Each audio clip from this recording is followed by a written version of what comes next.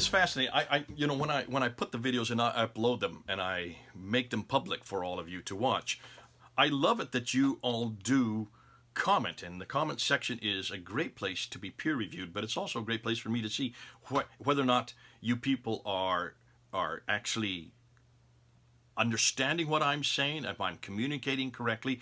And I also like the fact that you confront what I'm saying and the others help and actually defend what I'm saying. And here's a case in point. And this is on the burden of proof, the whole idea of where the burden of proof comes from. And so I want to look at two comments that came out, one by Austin O'Keeffe and the other by Morton Simonson, who really responds to him. And this is what Austin O'Keeffe says, and it seems to be that there's a double standard here.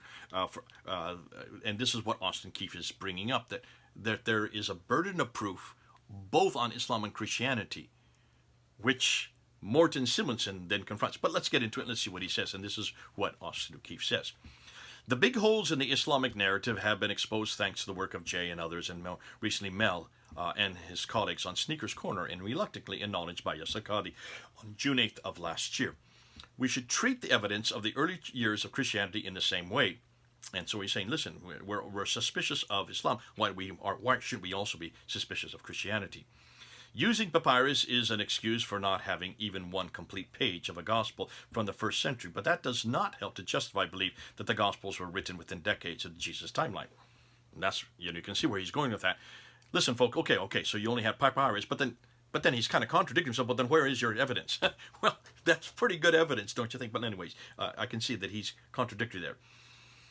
Just like the Islamic narrative, all Muslims accepted the Uthmanic story without proof. We should not, therefore, accept the Christian narrative without sufficient evidence.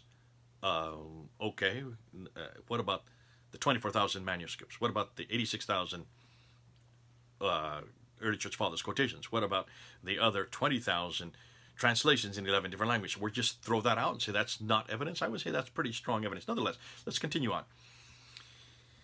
Just as it would be shocking to a Muslim that the start of Islam might be a story written much later, Christians would totally deny any other story about the start of Christianity.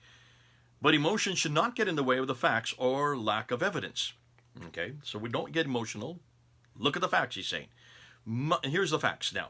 Most accept that the Gospels were written within a few decades of the believed crucifixion, but where's the evidence? Okay, didn't we already? I mean, I'm trying to figure out what he's saying here. We accept it, but where's the evidence? Well, the evidence has been destroyed either by the fact that it was written on papyrus, which disintegrates, or the Edict of Diocletian in 303, which destroyed almost all that was retained. Most accept that the Gospels were written. Okay, where's the evidence?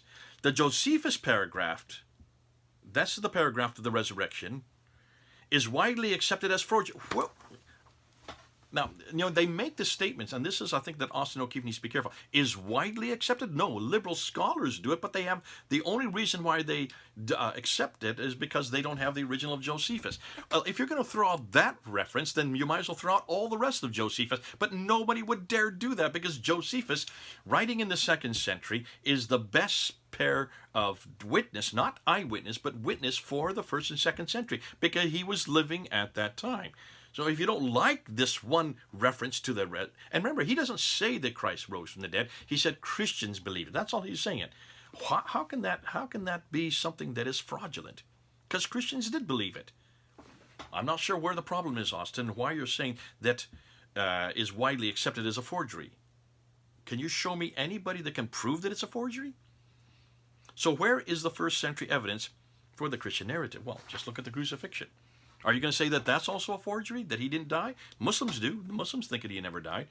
But then let me ask you, what are you going to do with Thallus and Phlegon, who were debating this event in 52 AD? That's within 20 years of Christ's death. They were already debating. They were Greek. They were not Christians.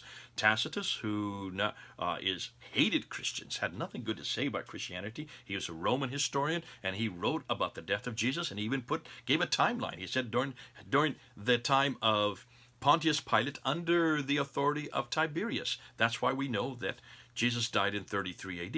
He hated Christians, therefore he would have no agenda to agree with the crucifixion. Are you going to say that's fraud? That's forgery? And then what about Josephus? Because you don't like Josephus, but you have no difficulty with him referring to the crucifixion. You just don't like the fact that he says that Christians believe that he rose from the dead. He didn't believe that. No one's saying he believed that. If it had been a forgery, then why wouldn't he have said, I believe it too? That would make a much stronger point. If you're going to make a forgery, then make a forgery. Don't say what a historian would say, especially somebody who was a Jew living in Jerusalem like Josephus was. But let's look at Morton Simonson. This is how he responds. I'm all for keeping to the same standards, whatever the subject or religion. But what is your claim here, Austin? According to Wikipedia, the Gospel of Mark is written between 66 to 70 AD, and he gives the Wikipedia reference. You will find scholars that believe this is too late and others that believe it is too early. They will probably both have their points. If you know how to refute one or the other, then let me know. But I suggest we do not compare modern Western scholars with Islamic scholars. They are not the same breed. They are not in the same. They do not hold to the same categories. Furthermore, most scholars will accept that Pauline letters are some of the earliest written Christian documents dating back to 50 AD. Remember, Christ died in 33 AD, so we're talking within less than 20 years already the Pauline letters are being written. That is less than 20 years, or he just goes on and says that. That is less than 20 years after the crucifixion of Christ. Again, do you challenge that view? And if so, is it you just don't like it, or how is it you're challenging it? What are you coming up with that refutes the authenticated letters that almost all scholars agree existed at that time?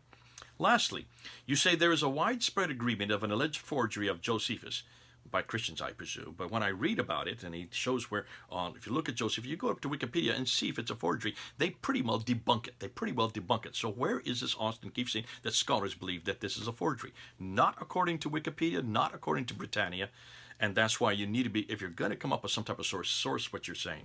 I do not see the relevance, nor that your claim is completely true. Josephus does reference Jesus on 2 occasions, of which one is in little doubt. Even the doubted reference that you're talking about, his resurrection, is still believed to be true at some level, because he's not claiming it himself. He's claiming the Christians say it. So do you hold to the same standard? Do you require more from Christian sources that you would from others? And that's what I want to talk about. That's really what the problem is here. See, people like Austin O'Keeffe demand of Christianity what they don't demand of anybody else. They demand of Christian sources what they don't demand of any other sources. They demand that we must have first century proof. He says, don't even say this, because since you can't come up with the original document, since you don't have the original Matthew, Mark, Luke, and John, since you don't have the original letters of Paul, we can't believe it. But he would not dare say that of Josephus or Tacitus or any of the secular scholars. Would he say that of Plato or Aristotle from the 4th century BC? We don't have any of their documentations. We have nothing that they have. In fact, we don't have any originals for any of the Greek plays, the Greek philosophers. We have nothing from the Greek philosophers from the 4th and 5th century BC. The earliest we have is 1,400 years later. 1,400 years.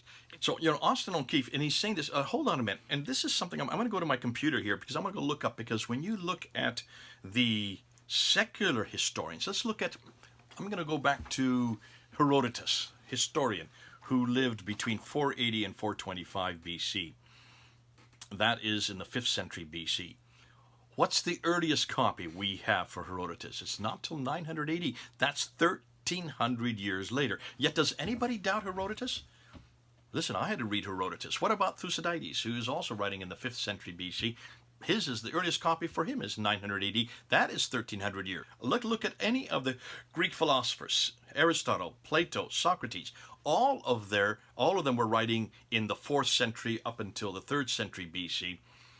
We don't have anything for them until 1100 AD. That is 1,400 years later. 1,400 years. Yet do any of you, and does Austin O'Keeffe, does he ever use Aristotle or Socrates or Plato? Of course you do. Do you suggest that they cannot be trusted because we don't have anything for 1100 years for them? Let's look at something more recent. Let's look at the time when the gospel accounts were written. Look at the histories of Caesar. That's before the gospel accounts. That's from 100 to 44 BC. But the earliest copy we have for Caesar is 900 years. That's 1,000 years later. For Pliny the historian, who was writing about the same time that the gospel accounts were being created, he was a historian writing between 61 and 113 AD. The earliest copy we have for him is 850 AD. That's the 9th century. That's 750 years. Suetonius, the Roman historian, again from about 70 to 140 AD.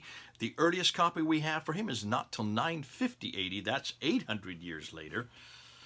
And that's why even Tacitus, that we always go to, he was writing around 100 AD. We don't have anything from till 1100 AD.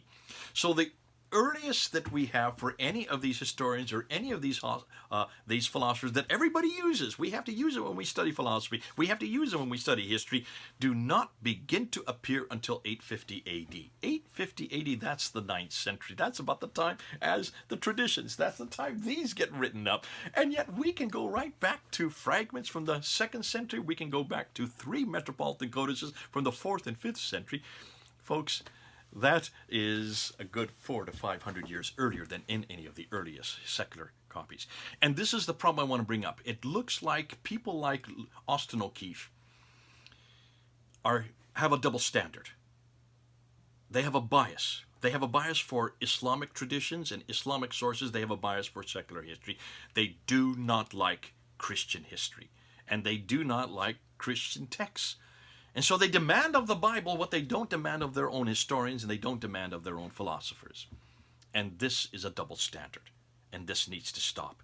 If you're going to accept Herodotus, Thucydides, Aristotle, Caesar, Pliny, Suetonius, and Tacitus, then you've also got to accept the biblical scriptures because they all predate them. They're earlier than them. And that's why I'm so assured of the Bible. And that's why I love my Bible, because our church did preserve it despite the persecution, despite all the oppression, despite the Diocletian edicts where they were destroyed. They still retain the Bible, so we can trust it today. I hope that persuades you. It certainly persuades me. And that's why I love to defend this book. What a book. God did preserve it because the church loved it, because of what's written in it about our Lord Jesus Christ. God be with you. This is Jay. Over and out.